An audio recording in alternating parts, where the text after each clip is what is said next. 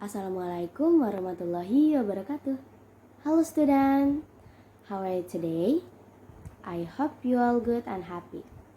Oke, sebelum kita lanjut ke pembelajaran, di sini saya akan memperkenalkan diri. Nama saya Dina Royahatul Jannah dan saya adalah salah satu mahasiswa PPLK dari UIN SMA Banten yang ber-PPLK di SMAN 4 Kota Serang. Oke, hari ini saya akan membahas apa itu descriptive text. Nah, sebelumnya apakah ada teman-teman yang tahu apa itu descriptive text? Oke, hari ini kita akan bahas tentang descriptive text. Jadi, descriptive text is a text which say what a person or thing is like. Its purpose is to describe and reveal a particular person, place, or thing. Jadi, descriptive text itu merupakan teks yang bertujuan untuk menjelaskan, menggambarkan, atau mendeskripsikan sesuatu. Nah, sesuatu ini bentuknya bisa berupa apa saja, baik itu orang, hewan, benda, lokasi, dan sebagainya. Nah, biasanya descriptive text ditandai dengan penggunaan simple present tense dan juga fokus pada satu objek secara spesifik. Objek tersebut kemudian dibahas secara mendetail dalam teks descriptive text.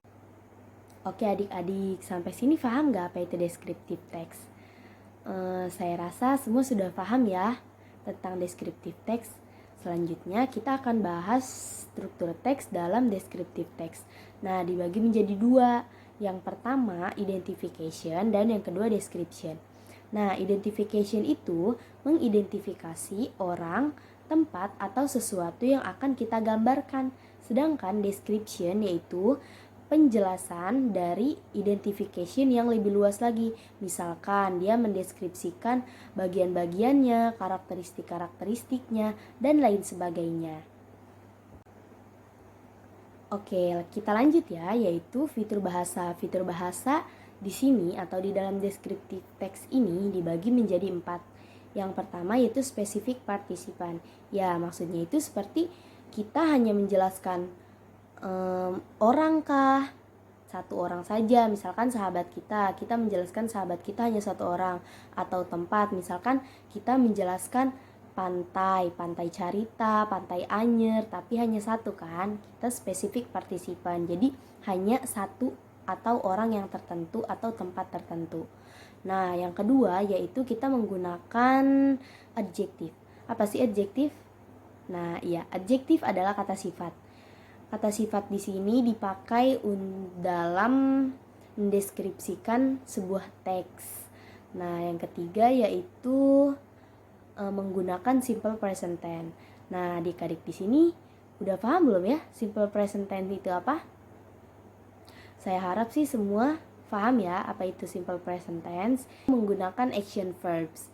Action verb di sini contohnya seperti ya reading, writing, traveling. Nah, itu jadi kata kerja yang emang aksi gitu, yang kata kerjanya action. Nah, seperti itu. Oke, di sini teman-teman, saya akan memberikan satu contoh tentang descriptive text. Nah, berikut teksnya. Nah, teks di sini kita menggunakan Borobudur Temple. Nah, yaitu Candi Borobudur. Berikut teksnya ya. Boleh dibaca dulu. Oke, selanjutnya kita akan menganalisis. Nah, yang kita analisis yaitu kita udah jelas ya. Di sini itu tadi struktur teksnya kan ada dua. Yang pertama identification sama description. Nah, identificationnya kita udah jelas ya, mengidentifikasi suatu tempat. Contohnya yaitu Candi Borobudur. Nah, udah gitu descriptionnya di sini ngejelasin sejarahnya, bagian-bagiannya ada apa aja, di dalamnya ada apa aja. Nah, di situ. Selanjutnya yaitu fitur bahasanya. Di situ udah jelas banget fitur bahasanya benar-benar pakai simple present tense.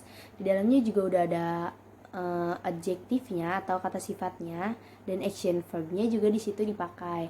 Nah, di situ udah jelas banget spesifik partisipannya, karena kita menjelaskannya itu atau mendeskripsikannya itu secara spesifik, yaitu hanya yang kita gambarkan itu Candi Borobudur.